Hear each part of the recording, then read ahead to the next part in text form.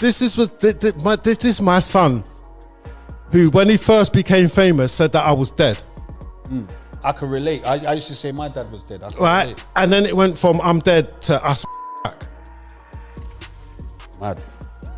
Did you crack though? What the f am I gonna smoke crack for? You ever talked to him since? Nah, I ain't talked to him since I was probably heard his voice, like talked to him on the phone. I probably ain't talked to him since I was like 12. You interested? Not really, cause it's like I'm a man. What if everything you've ever believed about 21 Savage's beginnings was completely untrue? Imagine this scenario. A father residing in London, watching his son achieve international stardom, all while telling the world he is deceased, a drug addict, and someone who abandoned his child. This is the dramatic twist that is poised to rock the hip-hop community. Kevin Emmons, 21 Savage's biological father, has just come forward with tangible proof that allegedly exposes years of deceit. We're talking about telephone records, banking transaction histories, and detailed testimony that utterly contradicts the narrative 21 has promoted from the start. This man asserts that he was consistently present for 7 full years, covered all expenses, yet has been entirely written out of his son's life story. The streets are talking, the internet is in chaos, and the evidence he is presenting is absolutely startling. So, if you want to uncover the genuine story behind one of hip-hop's biggest family controversies and witness how this father is accusing his own son of allegedly misleading millions of fans, you absolutely must stay tuned until the very end, because the revelations you are about to hear will turn everything on its head. Before we dive into this conflict, let me give you the true context of how this entire situation began. 21 Savage, whose birth name is Shia bin Abraham Joseph, was actually born in London, England. In 1992, his father, Kevin Emmons, hails from Brixton, South London. He lived in and grew up in that area his entire life. Kevin describes himself as being intensely immersed in music from the start: breakdancing, graffiti art, DJing, rapping, and dancing. Music was quite literally fundamental to his being. He even featured on BBC programs years ago, performing dance routines and appearing in anti-smoking hip-hop videos. Kevin describes a man who was raised with firm principles. He was the youngest of 6 children, and he stresses that he couldn't deviate from the path because his mother, father, brothers, and sisters were constantly observing him. He refers to his father as the toughest man on the planet and states that the last person he wanted to upset was his dad. This family environment successfully kept him away from trouble. He never wanted to draw law enforcement or any form of conflict to his home, believing that would have been self-destruction. Now, this is where things get interesting. Kevin first met 21's mother at a social event in East London. He was accompanied by his brothers, and this is vital because Kevin stresses that everywhere he went, everything he undertook was done alongside his family. That was simply their way of life. When their paths crossed, she was the one who initiated the interaction, not the reverse. They began dating, and voila, she became pregnant with the child who would later become 21 Savage. But here's the unexpected twist that no one discusses. Kevin states the pregnancy was not anticipated, and once they learned she was expecting, she immediately insisted that he had to abandon his entire family and relocate to America with her. But it gets even deeper than that. She was involved with a group called the Nuwaubian movement, which Kevin characterizes as a separatist interpretation of Islam primarily focused on black people. She started giving him pamphlets and various writings that essentially characterized every non-black person as evil. Kevin could not agree with that belief system because he felt that malice comes in all forms, regardless of skin color. Bro, imagine being 21 years old and your girlfriend demands you. Kevin absolutely refused that demand, which brought an end to their romantic relationship. However, he was unequivocally committed to remaining a part of his son's life. He's going into another country. Yeah, he's going to a totally different country. Not by my choice, right? That's not my choice. First of all, that's not my choice. Why is he going to America? Why is he going to America? He's going to America, yeah? His mum is now married to his now stepdad, yeah? So they're going for a fresh start. Who says he needs a fresh start? She needs the fresh start. He don't need no fresh start. What he needs is what he's had already. Now, this is the point where Kevin's account becomes extremely specific, and it diverges entirely from what 21 has stated in various interviews. According to Kevin, for the initial 7 years of 21's life, he was actively and significantly involved. We are talking about every single weekend. Friday evening after his job, Kevin would drive to collect his son, bring him back to his mother's residence where all the cousins and extended family would gather. During school breaks, including Easter, the 6-week summer holiday, and Christmas, 21 was consistently with his paternal family. Kevin also notes that 21 exhibited remarkable intelligence as a child. He recounts an instance of them walking down the street when young 21 asked him, "Dad, why do you talk so much? You know, you might pass away sooner, and I don't want you to die." Visualize a small child expressing that profound thought to his father. That is an indication of some deep emotional perceptiveness right there. Kevin portrays 21 as being absolutely delighted whenever he was spending time with his father's side of the family. He was always joyous, highly intelligent, though occasionally irritating his father with his exceptional cleverness. I love my son. Yeah, I love my What son. do you want? Do you want a relationship with him? Do you want to see him? Do you want him? Do you get on to what do you want? I want him to pick up the phone and talk to me. That's Yeah, all I like, want. what do you like? Don't. That's it. But this is precisely where the mother's predetermined plan becomes obvious. Kevin states that throughout those initial 7 years, every single time he picked up his son, the mother would pose the same question. "You know, we are relocating to America. You are always welcome to join me." Even after their romantic involvement had terminated, she consistently pushed this idea that Kevin should abandon his established life in London to follow them to the United States. Kevin emphasizes that this very request was what ended their relationship in the first place, making her persistent inquiries baffling. The critical turning point came when 21 was exactly 7 years old. It was a Sunday, a moment Kevin remembers with absolute clarity. When he dropped 21 off, the mother issued him an ultimatum. "We are departing on Monday. You can either keep him with you, come with us, or I will send him back for visits every 6 months." Now, Kevin knew instinctively that she would not actually leave 21 with him, and he could clearly see that his son was deeply attached to his mother and could not be separated from her. Kevin made what he believed was the sensible decision, allowing 21 to go with his mother but planning to uphold their relationship through regular visits, identical to the consistent weekend arrangement they had maintained for 7 years. Consequently, he agreed to the 6-month visitation schedule, believing it would provide stability for his son. What Kevin was unaware of was that the move to America would fundamentally alter his son's life in ways that would ultimately lead to personal hardship. When 21 arrived in Atlanta at the age of 7, he was forced to adapt to a vastly different environment. He had to attend school, integrate with new students, and even quickly develop a new speaking pattern because other children were mocking his British accent. On his very first day of school, the students immediately started calling him names due to the way he spoke. So, 21 physically fought one of his bullies and as a result, earned the nickname Taekwondo Kid. I got in a fight on the first day of school. Oh God. From the jump? Yeah, they used to tease me. Like I went to Dundale Elementary. That was the first elementary school I went to. Okay. So I get on the bus or whatever, they making fun of me on the way to school. Okay. So we get on the bus to go home, they making fun of me on the way home. Okay. It's like one of the older dudes, like his little brother was the main one. So the older brother was said something like, basically like, shit, fight him. So we get off the bus, I beat him up. So all the girls, they run and tell my mama. Okay. At the door. So Your sisters? No, kids in the neighborhood. Kids in the neighborhood. Okay. So they run, they tell my mama, cause they started, I really was kicking a lot. They started calling me Taekwondo Kid. On my mama. It's a true story on my mom. Initially, 21 was an outstanding student.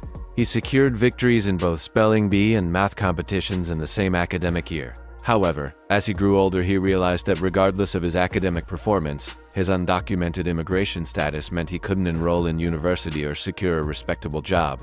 This realization led him to start sleeping through classes and subsequently get involved in drug dealing activities at the young age of just 13. The situation escalated when 21 brought a 5. There were students from a rival neighborhood who disliked him and sought to provoke conflict, but his older crew members were already in high school, leaving him unprotected. He managed to conceal the weapon during his in-school suspension but was captured on surveillance camera footage. Another student provided testimony against him, resulting in 21 being placed on probation by the 8th grade. Despite maintaining good behavior, 21 was eventually expelled from school following an incident on a bus where multiple students were disruptive. Even though he did not participate in throwing objects at the driver, several female students identified him as one of the key troublemakers. When his mother discovered he had been expelled, she placed him on grounding for the first time, confining him to the house to supervise his younger siblings. However, 21 continued to sneak out of the house. His cousin eventually informed his mother about him stealing cars and taking joyrides, which resulted in further disciplinary action. This pattern of defiance and street involvement persisted until his unfortunate 21st birthday, the moment when his life was permanently altered. Here is where Kevin's story becomes genuinely heartbreaking, and it allegedly exposes what he describes as a continuous pattern of deceit. The mother had assured him that 21 would return to London for a visit every 6 months. In 23 years, according to Kevin, 21 made the trip back only a single time, in 2005. That is one visit in more than 2 decades. Kevin even covered the cost for 21, his sister, and his mother to return in 25, because his desire to see his son was so overwhelming. But Kevin did not passively accept the situation. He was calling routinely, initially every couple of days. He would specifically call when he was at his mother's house so that 21 could speak with the entire family. This was because Kevin understood that children don't just maintain relationships with their parents. They also form connections with their grandparents, aunts, uncles, and cousins. Kevin was actively trying to maintain all of those extended family connections for his son. The phone arrangement is where things become significantly complicated. Kevin claims that when 21 needed a new phone, he agreed to finance it because it meant they could communicate directly without the mother acting as an intermediary. Kevin was paying for international calling packages, spending $20, $25, $40, and sometimes up to $100 monthly on phone bills. But here's the startling revelation. 21 never initiated a call to him, not a single time. Kevin was spending all that money on a phone that his son never once used to reach out to his father. Much better. Right, I got you this phone. It's so that you could phone me and I can phone you. 5th month, $100. 6th month, $100. 7th month, $100. But you're not even phoning me. Why am I spending all this money on this phone and you can't even punch in my numbers, call me and hang up the phone so that I know I can call you back? You know what it is? Did you have this conversation with him? I had this conversation with him plenty of times. Kevin describes having this exact conversation with 21 on multiple occasions. The whole point of me getting you this phone is so that you can contact me and then I can call you back. Just call me once and immediately hang up so I know I have your number to call you back. But this never actually occurred. Eventually, Kevin became exasperated and ceased paying for the phone service, a fact that 21 later reportedly used against his father. Kevin also reveals that he personally traveled to America in 2004 to visit 21, demonstrating his sustained efforts to keep the relationship intact. He covered the legal fees for 21's first court appearance when he got into trouble. Kevin was consistently sending money, and he emphasizes that every transfer receipt would clearly display his name as the reference. Therefore, verifiable bank records should exist that prove his continuous financial support. Now let's address the specific falsehoods that Kevin is directly challenging. First, when 21 Savage initially gained notoriety, he informed the public that his father was deceased. Kevin was very much alive and living in London, forced to watch his son tell the world that he was non-existent. Can you comprehend the emotional impact of that on a parent? Kevin recounts going to the local shop and seeing himself featured prominently across newspaper pages when 21 was detained by ICE. A phone. Like, just send me $100 a month, bro, so I can have me a little Metro. You know what I'm saying? I'm in middle school now. Everybody got phones and shit. He ain't want, like, he sent $100 and then he just stopped sending the shit. So I started selling weed to get me a phone. Shit like that. But I ain't gonna lie, I used to be hurt by that shit. Like, damn, why my daddy won't fuck with me? You know what I'm saying? But then as I got older, it was just like, really, fuck you. You know what I'm saying? I get out here on my own. I'm a grown man now. However, when he attempted to present his own version of the events, no media outlet showed any interest. Subsequently, the narrative shifted. It transitioned from "my dad is deceased" to "my dad uses that illegal substance." Now, Kevin addresses this specific accusation head-on during the interview, and the pain caused by this statement is clearly evident. When directly questioned about whether he has ever used that substance, Kevin replies with a tone of genuine bewilderment and hurt. He clarifies that while there may have been social pressure surrounding certain substances back in his youth, he never chose that path because he had supportive individuals in his life who successfully guided him away from that lifestyle.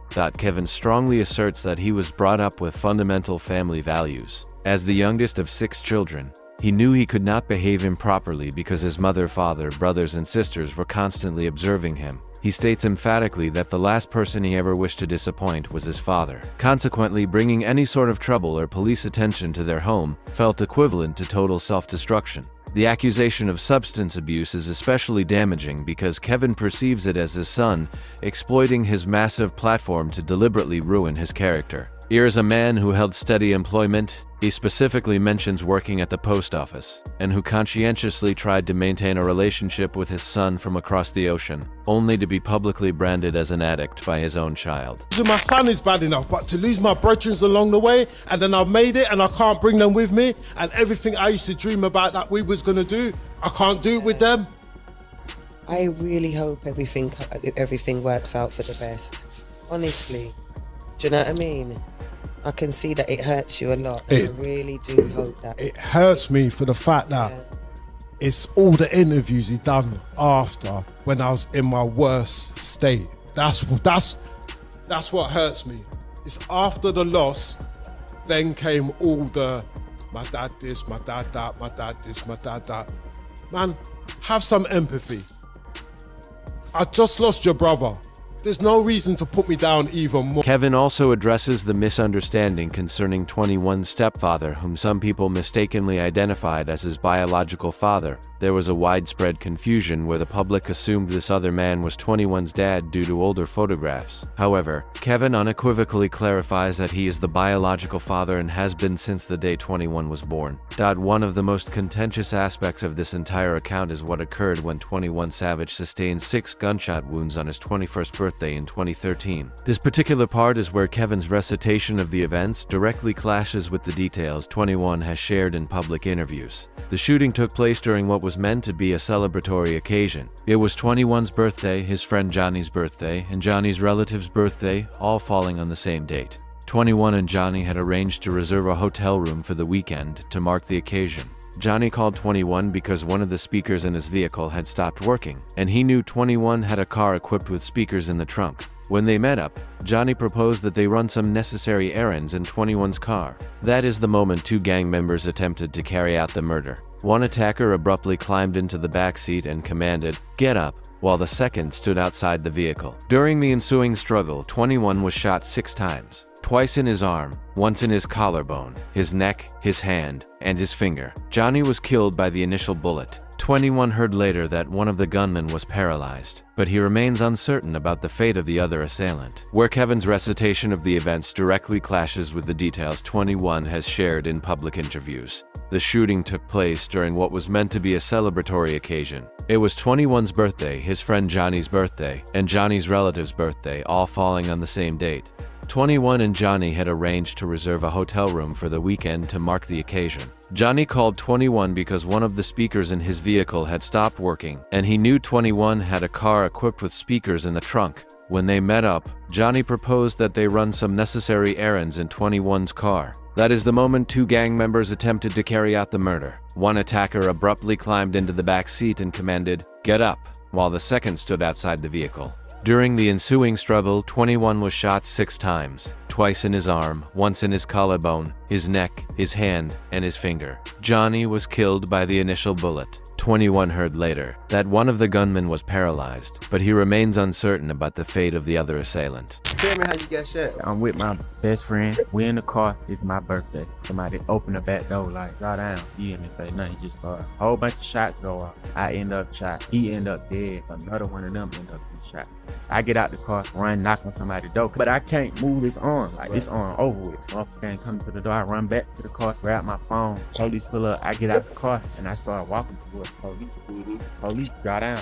I'm like, "Look, bro, I just got shot in this arm. I can't put this arm in the air. I can only put this arm in the air." Ambulance pull up. They put me on the stretcher, cut my clothes off. After that, that's just changed, and that's when I really started. This event was simply the most recent in a string of personal losses for 21. He had already lost his close friend, Larry, 2 years prior. According to Kevin, when he received news that his son had been shot, he was at his workplace and instantly broke down crying. His wife asked him what his next step would be. Kevin says he first called to speak directly with 21 to understand what his son wanted him to do. When he managed to connect with 21 on the phone, who was receiving methadone, which Kevin suggests functions like a truth serum, he asked his son for his instructions. Should he travel to America, or what did 21 require? But this is where the accounts become convoluted. Kevin asserts that 21 instructed him not to come. He explicitly said he did not want his father to travel. However, 21 has previously stated in interviews that his father made no effort to come, never appeared at the hospital, and that if his own son were ever shot, he would immediately take the first available flight, regardless of his location worldwide. People say you should have just went out there.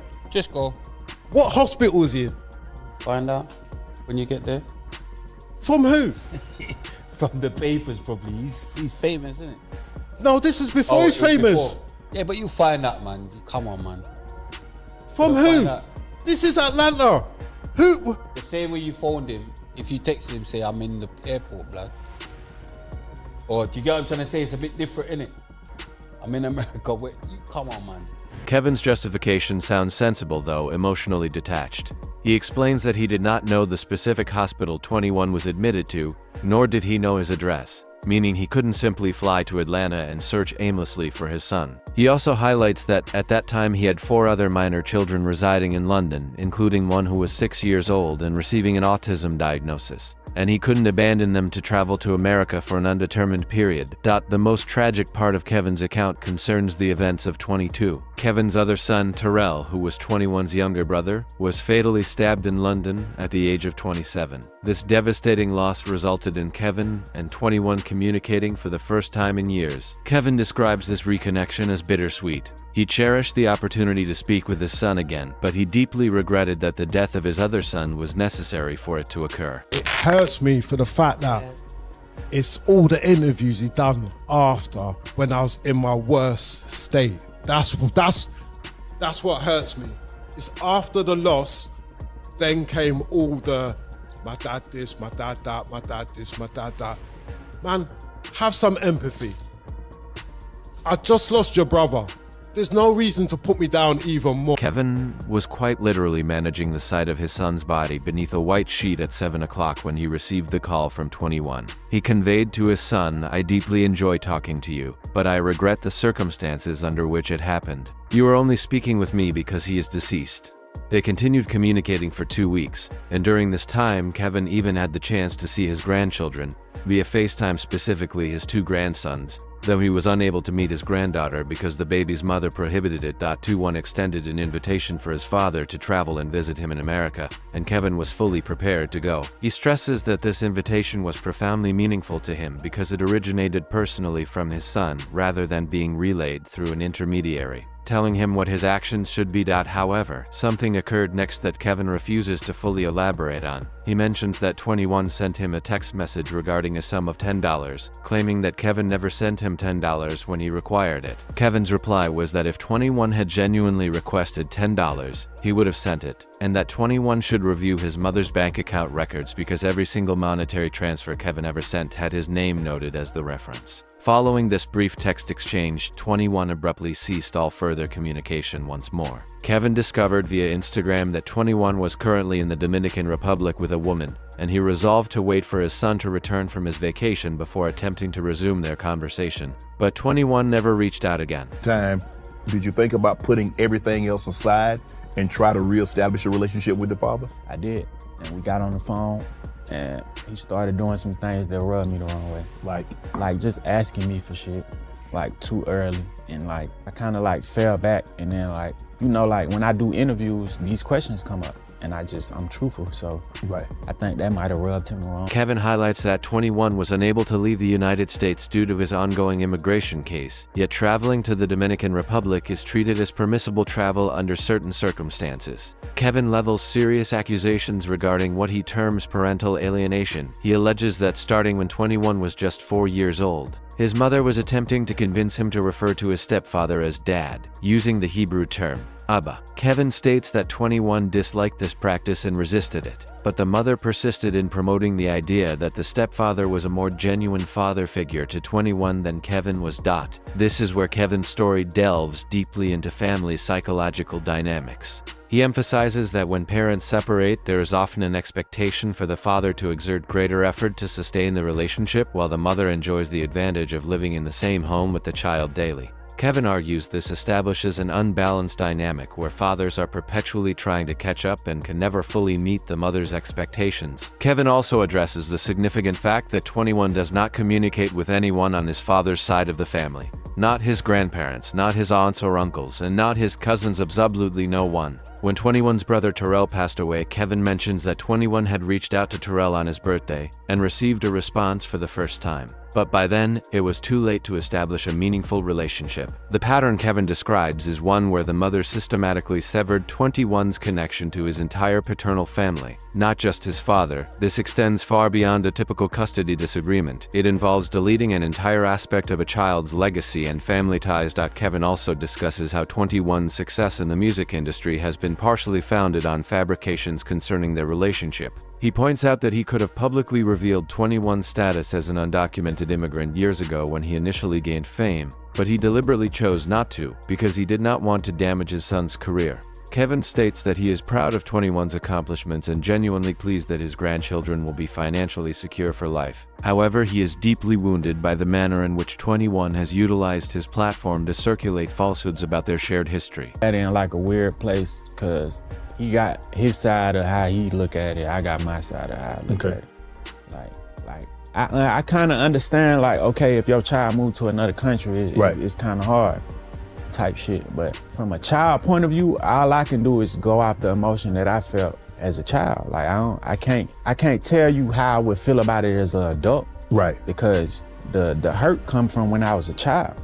You feel what I'm saying? It was particularly painful when 21 released music after Terrell's death that continued to speak ill of Kevin, even while Kevin was mourning the loss of his other son. Kevin specifically mentions a song where 21 rapped, "My mama broke my daddy broke my mama heart when she carried me," and Kevin ceased listening to his son's music immediately after hearing that. He felt as though 21 was sharing sensitive details about an event that took place 28 years earlier, resurrecting old relationship conflict that should have remained in the past. Kevin also highlights the irony within 21's current level of success. Here is an individual who alleges his father was absent, yet 21 himself cannot engage in normal paternal activities with his own children due to his celebrity status and the dangerous public persona he has cultivated in his music. Kevin poses a sharp question. How can you safely take your kids to a public park or the local grocery store when you have spent years telling the world you are a gangster? He points out that 21 requires security personnel accompanying him everywhere and lacks the freedom to move casually because of the public image he has established. Kevin emphasizes that money cannot resolve every problem. Certainly, 21 can afford superior automobiles, homes, and food, but he has lost so many friends along his journey. Larry, Johnny, 20, Pastor. Kevin expresses that he wishes 21 had not been forced to endure so much hardship to reach his current position, and he wishes 21 could restore the lives of all the people he has tragically lost. The most impactful element of Kevin's entire message is his deep focus on effective communication. He maintains that strong relationships are fundamentally constructed upon communication, and if you are unable to speak with someone over the phone, being physically present will not make any difference. He has been trying desperately to maintain open communication with his son for more than 2 decades, but a relationship requires the participation of both individuals. So, there you have it, fam. Kevin Emmons' version of the story presents an entirely different picture of 21 Savage's formative years and their connection. According to Kevin, he was a consistently present father for the first 7 years of 21's life, made consistent attempts to sustain a contact from across continents, funded phone services and visits, and has been systematically misrepresented. What a grab in ideas. The critical question is, whose account do you accept? Is this the case of an allegedly absent father attempting to reconstruct history now that his son is famous? Or is this a genuine father who has been the target of parental alienation and a public character assassination? Kevin's meticulously detailed testimony, the raw emotion he displays while sharing his history, and the specific examples he offers strongly suggest there is definitely more to this situation than 21 has previously acknowledged. What is unequivocally clear is that this is a family shattered by geographical separation, breakdowns in communication, and potentially deliberate manipulation. Kevin concludes his interview by stating that his only desire is for his son to simply answer his phone and speak with him. He is not requesting money or fame. He simply wants to rebuild a relationship with his child and his grandchildren. There's only one thing I need to say, and I've said it to you on the phone. Shea, I love you, and I want the best for you. That's all I need to say. I want the best for you, and I love you. I'll never stop loving you. I'll never stop loving you from the time it was 7:36 on October the 22nd. That's exactly the day time he was born. I've never stopped loving that boy. I love that boy with all my heart. What's your take? Share your perspectives in the comments section below. Be sure to hit that like button if this video revealed a completely new aspect of the story to you, and subscribe for additional extensive explorations into the most significant hip-hop controversies. Until the next video, stay true to yourself and never forget, every story always has two distinct sides.